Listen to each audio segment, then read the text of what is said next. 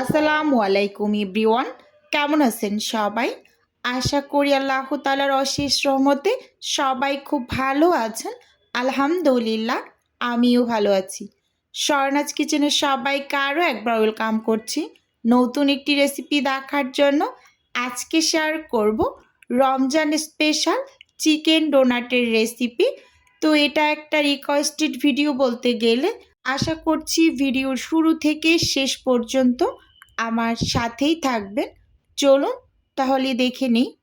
প্রথমেই এখানে আমি 500 গ্রাম মুরগির বুকের মাংস এরকম ছোট ছোট টুকরো করে কেটে নিয়েছি। ছোট ছোট টুকরো করে কেটে নেওয়ার কারণ হচ্ছে যখন আমি মাংসগুলোকে ব্লেন্ড করব তো তখন কিন্তু একটু সুবিধা হবে, সেজন্য আমি ছোট করে কেটে নিয়েছি। এবার এখানে আমি নিয়ে নিয়েছি একটা সেদ্ধ করা আলু, আমি 4 ভাগ করে তারপর সেদ্ধ করে নিয়েছি। আর এখানে আমি 8 পিস ছোট সাইজের পাউরুটি নিয়েছি। যদি বড় সাইজের পাউরুটিটা হতো তাহলে এখানে আমি 4 পিস ব্যবহার করতাম, একেবারে ছোট বিদায় 8 পিস ব্যবহার করেছি। এবার হচ্ছে এখানে আমি ব্লেন্ডারের একটা জার নিয়ে নিয়েছি। প্রথমেই আমি রুটিগুলোকে একটু ব্লেন্ড করে নিচ্ছি। আমি রুটিগুলোর পাশটা কেটে বাদ দিইনি, একেবারে লাল অংশটা সহই ব্লেন্ড করে নিয়েছি। এই যে দেখুন, খুব সুন্দরভাবে কিন্তু ব্লেন্ড হয়ে গিয়েছে। তো এবার আমি এক এক করে সব কিছু অ্যাড করছি। আলু সেদ্ধ করা তো পুরোটাই আমি দিয়ে দিয়েছি। এবার এখানে 500 গ্রাম মুরগির বুকের মাংস নিয়েছি, তো সেগুলো দিয়েছি। মাংসগুলো কিন্তু একেবারে পানি ঝরিয়ে নিতে হবে, কোনো টাইপের পানি যাতে না থাকে সেই দিকে একটু লক্ষ্য রাখবেন। এবার এখানে দিচ্ছি আদা বাটা উঁচু উঁচু করে 1 টেবিল চামচ, সেই সাথে রসুন বাটা দিয়ে দিলাম 1 টেবিল চামচ। এবার আমি স্বাদ মতো লবণ দিয়ে দিচ্ছি। লবণটা একটু বুঝে শুনে অ্যাড করবেন, যেহেতু সয়া সস ব্যবহার করছি, সয়া সসেও কিন্তু লবণ থাকে। তো এখানে 2 টেবিল চামচ দিয়েছি আমি সয়া সস। তো এই পর্যায়ে অ্যাড করে দেব আমি লাল মরিচের গুঁড়ো। আমি যে মরিচটা অ্যাড করছি এটা ঝালটা একটু কম, কিন্তু কালারটা একটু বেশি, তো এই জন্য হচ্ছে 1 টেবিল চামচ দিয়েছি। হাফ টেবিল চামচ দিয়ে দিলাম এখানে কালো গোলমরিচের গুঁড়ো। আপনাদের হাতের কাছে সাদাটা থাকলে সাদাটাও ব্যবহার করতে পারবেন, মানে যার হাতের কাছে যেটা থাকবে মোট কথা সেটা ব্যবহার করবেন। টেস্টটাকে ব্যালেন্স রাখার জন্য এখানে 1 চা চামচ চিনি ব্যবহার করেছি, উঁচু উঁচু করে 1 চা চামচ কর্নফ্লাওয়ার ব্যবহার করেছি, আর 2টা কাঁচামরিচ কুচি লাল লাল, তো এটাকে চিড়ে দিয়ে দিয়েছি। উঁচু উঁচু করে এখানে টমেটো সস দিয়েছি 1 টেবিল চামচ। এবার এখানে আমি অ্যাড করে দেব রান্নার রেগুলার তেল, যেহেতু মুরগির বুকের মাংস এখানে ব্যবহার করা হয়েছে। মুরগির বুকের মাংসতে কিন্তু ফ্যাট থাকে না, তো শেখার জন্য আমি এখানে তেল দিয়েছি। সব কিছুকে একসাথে ব্লেন্ড করে এই যে নিয়ে এসেছি। আমার কিন্তু ব্লেন্ড করতে বেশ অনেকটা কষ্ট হয়েছে, যেহেতু অনেকগুলো মাংস এবং আলুও ছিল, তো সব কিছু ব্লেন্ড করতে একটু কষ্ট হয়েছে। তাও আস্তে ধীরে একটু করে নিয়েছি, ভয়ে ভয়ে যে ব্লেন্ডার কিনা আবার নষ্ট হয়ে যায়। তো 2 হাতে আমি আবার তেল মেখে এবার এই যে 1/4 কাপের যে কাপটা আছে, তো ওই কাপটা মেপে মেপে তারপর আমি এই যে মানে ডোনাটের গোল্লাগুলো একটু বানিয়ে নিচ্ছি। ডোনাটগুলো যখন বানাবেন তখন একটু লক্ষ্য রাখবেন যে মানে এখানের এই যে শেপটা দিচ্ছি আমি, এই শেপটা যাতে মোটা না হয়ে যায়, কারণ ডোনাট যখন আমরা তেলে ভেজে নিই তখন কিন্তু ডোনাটগুলো একটু ফুলে ওঠে।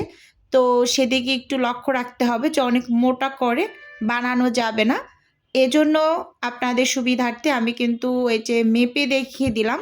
1/4 কাপের মেজারমেন্ট কাপের যে কাপটা থাকে ওটার 1 কাপ করে নিলেই একেবারে পারফেক্ট। তো এই যে দেখুন, এখানে আমার একটা ডোনাট কিন্তু অলরেডি তৈরি হয়ে গিয়েছে। এভাবে এক এক করে আমি সবগুলো ডোনাটই বানিয়ে নেব। তো এখানে আমার 12 পিস ডোনাটের একটা অর্ডার আছে, আপুর অন্য অন্য খাবারের সাথে 12 পিস ডোনাট আছে। Chicken donut.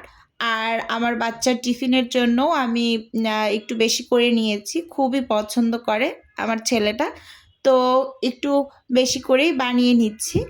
আর রমজানের আগে যদি এভাবে একটু বেশি করে বানিয়ে সংরক্ষণ করে রাখা যায় তাহলে কিন্তু একটু সুবিধাই হয়। তো আপনারা কিন্তু এভাবে করে বাসায় বানিয়ে সংরক্ষণ করতে পারেন 3 মাস পর্যন্ত। যদি 3 মাস পর্যন্ত সংরক্ষণ করেন তাহলে কিন্তু 1 টেবিল চামচ ভিনেগার ব্যবহার করবেন ব্লেন্ড করার সময়। তো দেখুন এখানে হচ্ছে আমি সব ডোনাট বানিয়ে আধা ঘন্টার মতো ডিপ ফ্রিজে একটু রেস্টে রেখে দিয়েছি। এপাশে হচ্ছে একটা ডিম নিয়ে নিলাম একটা বাটির মাঝে, যে একটু ফেটিয়ে নিচ্ছি। আর সেই সাথে এখানে আমি একটু দুধ দিয়ে দিচ্ছি, লিকুইড দুধ। আপনারা যদি লিকুইড দুধটা বাদ দিতে চান তাহলে এখানে 2টা ডিম নেবেন। আমি ডিমের পরিমাণ একটু কম নেওয়ার কারণে একটু দুধ ব্যবহার করেছি, একটু সাশ্রয় করতে গিয়েছি, সত্যি কথা বলতে এরকম আর কি।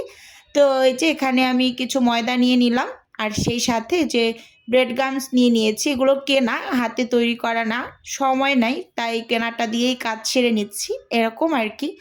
তো এই যে আধা ঘন্টা পর আমি ফ্রিজ থেকে এই যে ডোনাটগুলোকে বের করে নিচ্ছি। মোটামুটি পর্যায়ে একটু শক্ত হয়েছে, অনেকটা শক্ত হয়েছে এরকম না, হালকা একটু বরফ হয়েছে এরকম। তো এই পর্যায়ে হচ্ছে আমি এখন যে ময়দা নিয়েছি ময়দার ভিতরে ডোনাটগুলোকে একটু কোটিং করে নিচ্ছি। খুবই মুচমুচে হয় এভাবে করে যদি আপনারা একটু কোটিং করে তারপর হচ্ছে ডিমের মাঝে চুবিয়ে ব্রেড গামে গড়িয়ে নেন। ট্রাই করে দেখতে পারেন আমার এই রেসিপিটা, আশা করি আপনাদের কাছে ভীষণ ভালো লাগবে। আমার কাস্টমার আপুদের কাছ থেকে তো খুব সুন্দর সুন্দর রিভিউ পাই যে না মাশাআল্লাহ খুবই টেস্টি। তো দেখুন এখানে কিন্তু সবগুলোকে আমি এই যে ময়দার ভিতরে একটু কোট করে নিয়েছি। এবার হচ্ছে এই যে আমি যেই দুধ আর ডিমের যে একটা মিশ্রণ রেডি করে রেখেছিলাম, তো এটার ভিতরে হচ্ছে চুবিয়ে ব্রেড গামে গড়িয়ে নেব। তো অবশ্যই এভাবে করেই সব ডোনাটগুলোকে কোট করে নেবেন, খুবই ক্রিস্পি হয় এভাবে করে যদি একটু ময়দার মাঝে গড়িয়ে তারপর যদি আপনি ব্রেড গাম লাগিয়ে নেন। তো ভিডিওর এই পর্যায়ে এসে ছোট্ট করে নিজের বিজনেসের একটু প্রচার করছি। আপনারা তো অনেকেই জানেন যে আমার ছোট্ট একটা ফ্রোজেন আইটেমের বিজনেস আছে। যদি কেউ কোনো টাইপের ফ্রোজেন খাবার অর্ডার করতে চান তাহলে স্ক্রিনে দেওয়া হোয়াটসঅ্যাপ নাম্বারে নক দিলেই কিন্তু আমি A to Z বলে দেব। আর যদি কেউ অর্ডারটি সরাসরি কনফার্ম করতে চান তাহলে স্ক্রিনে দেওয়া হোয়াটসঅ্যাপ নাম্বারে কল করে সরাসরি অর্ডারটি কনফার্ম করতে পারেন। শুধুমাত্র ঢাকা সিটির মাঝেই ক্যাশ অন ডেলিভারিতে প্রোডাক্ট দেওয়া হয়। তো আপনি আপনার প্রোডাক্ট হাতে পাবেন, তো ডেলিভারি ম্যানের কাছে পেমেন্টটা করে দেবেন। এই যে দেখুন আমি কিন্তু খুব সুন্দরভাবে এখানে সব ডোনাটগুলোকে ব্রেড গামে গড়িয়ে নিয়েছি। এখানে মোট হচ্ছে 17 পিস ডোনাট হয়েছে। আমার ওই কাস্টমার আপুর হচ্ছে 12 পিস, আর বাকি কয়েক পিসেস আমি আমার ছেলের জন্য বক্সে করে সংরক্ষণ করে রাখবো। আর আমি তো ওই আপুকে হচ্ছে জিব্লক ব্যাগের ভিতরে করে ডেলিভারি করেছি। তো এগুলোও এখন একটু আমি একসাথেই কাজটা সেরে নিচ্ছি, তারপর আমি ডিপ ফ্রিজে সংরক্ষণ করে ইনশাল্লাহ কালকে ডেলিভারিটা করে দেব। আর আমার ছেলের খুবই পছন্দের একটা নাস্তা বলতে গেলে, আমি যেদিন তার টিফিন বক্সে এই ডোনাটটা দিয়ে থাকি একেবারে টিফিন বক্স খালি করে নিয়ে আসবে, যে খুবই খুশি হয় সকালবেলা। আর আমি কি করি রাতের বেলা বক্সটাকে একটু নর্মাল ফ্রিজে রেখে দিই, সকালবেলা ঝটপট হচ্ছে ভেজে দিয়ে দিই। কারণ হচ্ছে সকালবেলা যদি আমি ডিপ ফ্রিজ থেকে ভেজে নিতে চাই তাহলে ঠান্ডাটা ছাড়তে একটু সময় লাগবে, যেহেতু একেবারে কম টাইম থাকে হাতে। যাই হোক, তো আজকের ভিডিও বন্ধুরা আপনাদের কাছে কেমন লেগেছে চাইলে অবশ্যই কমেন্টস করে জানাতে পারেন। আর আপনাদের যদি কোনো টাইপের কোশ্চেন থাকে তাহলে অবশ্যই কমেন্টস করবেন, আমি যথাসম্ভব রিপ্লাই করার চেষ্টা করব। তো একটা আপু আমাকে কমেন্টস করেছিলেন যে আপু চিকেন ডোনাটের রেসিপিটা একটু শেয়ার করো। তো আপু আজকে কিন্তু শেয়ার করে দিলাম। তো কিছুদিন আগে আমি একটা ডেলিভারি দিয়েছিলাম, তো ওটা খুব বেশি তাড়াহুড়ার মাঝে ডেলিভারি করেছি তাই শেয়ার করতে পারিনি। তো আজকের ভিডিও এ পর্যন্তই রাখছি। আল্লাহ হাফেজ।